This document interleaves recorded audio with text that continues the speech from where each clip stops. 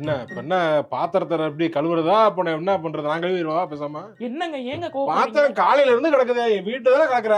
இருங்க ஒவ்வொன்னா தானே வர வீட்டுல இருக்க ஒரு பாத்திரம், அவ்வளவு பாத்திரம் குமிஞ்சு கிடக்கு. என்ன பண்ற நீ? வீட்டுல தானே இருக்க. புரியல எனக்கு ஒண்ணு.